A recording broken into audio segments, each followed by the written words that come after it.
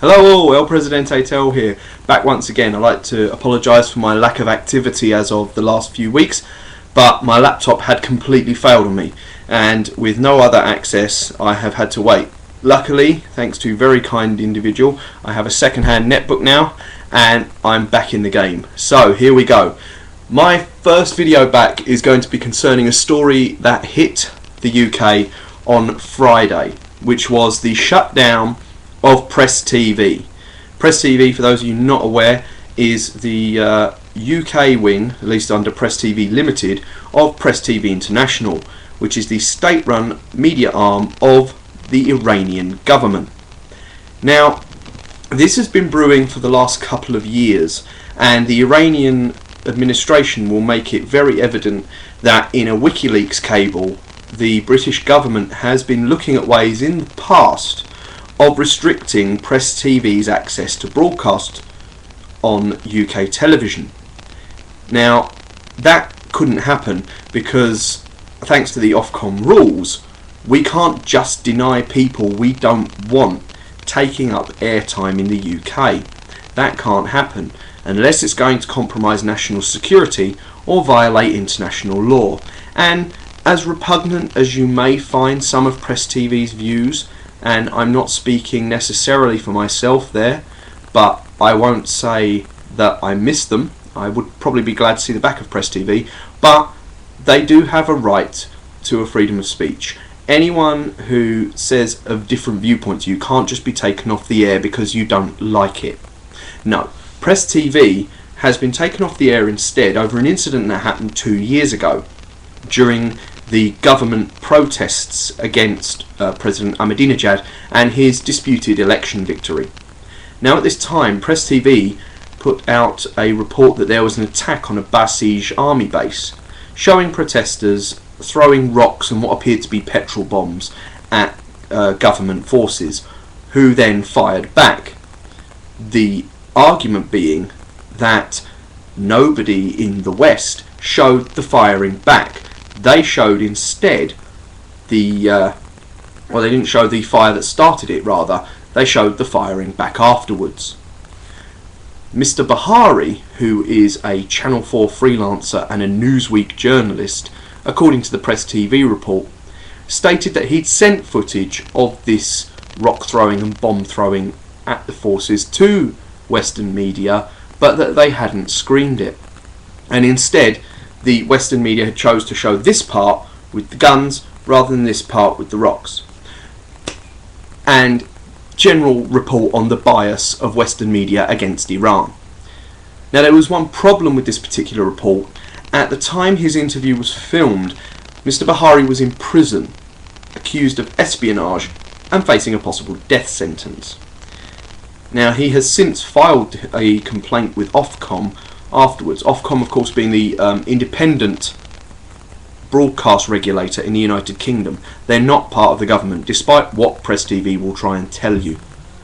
Now, Mr. Bahari filed this complaint, and during the course of the investigation it was found that in essence he was in prison, and that this interview had been conducted not necessarily without consent, but that the consent would have been obtained from a very vulnerable and compromised gentleman who sat in prison, hoping he'll basically say anything to get the authorities to let him go.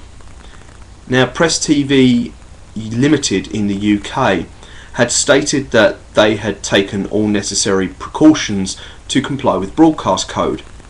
But this isn't true of previous activity. If you look at the broadcast bulletin, which I'll attach in the bar below, this report shows that Press TV has been in 3 previous violations of the bias and unfair perspective sort of views on their codes, thanks to the MP George Galloway. George Galloway, our American friends, will know from his performance in the Senate when he went against Republicans who accused him of taking oil from the UN's Oil for Food programme as a kickback from Saddam Hussein. Now, we can't accuse him of that because the libel laws in the UK state that he was libelled by the Daily Telegraph when they brought out that story. What we can say, however, is that he has been shown to be in the pockets of some rather unpalatable people, having been shown glad-handing Saddam Hussein, sharing cigars and jokes with Saddam's maniacal rapist son Uday, and in fact even chanting at anti-war rallies, according to Nick Cohen in the book What's Left, "We are all Hezbollah now." So not exactly the burgeoning centrist who could give you both sides of a story. And this was kind of borne out when he adopted really pro-Palestinian attitudes against the Israelis, which you'd kind of expect from Iranian-backed media, but, you know, they say they paid a token lip service. Ofcom found that to be severely lacking, in that a lot of the pro-Israeli comments were slapped down fairly quickly by George Galloway. But I digress. That was just to show that they have breached Ofcom in the past, but this breach was considered quite serious because it affected a man's personal life, because Ofcom concluded that one could argue that Mr. Bahari may have been some way involved in this demonstration, hence his hesitation to hand it over. This is why it sort of inferred by the broadcast, according to Ofcom. And as a result, Ofcom issued a fine of £100,000 to be paid by Press TV. Press TV instead put forward at their appeal, the report of which I will put in the bar below as well, that the fine was not fair because they did not control what editorially had come out of the interview in Tehran. It was conducted in Tehran. Why would they have a say on it? Problem with that being, when Press TV applied for the licence, they said that full editorial control would take place in London. That is a big problem for Ofcom, because if they'd have said that editorial control was in Tehran, Ofcom would have been fine with it. As it was, Press TV weren't being entirely clear about who was controlling it. They made out they were this big independent entity that controlled what they said. But then in this hearing, and you'll see it in the notes about the oral representations to Ofcom's committee, that not only did Mr. Richardson, who is the head of Press TV Limited, but Mr. I hope I'm getting this right, Garani of Press TV International also said the decisions take place in Tehran, which is not what they'd said. And this is the other thing, they have not been entirely clear with the regulators about all this. So you can understand Ofcom sort of cracking down on them on this one, because it was shown that they had just completely disregarded the broadcast code, and it wasn't the first time, and then indicating that they were either unable or unwilling to pay a fine.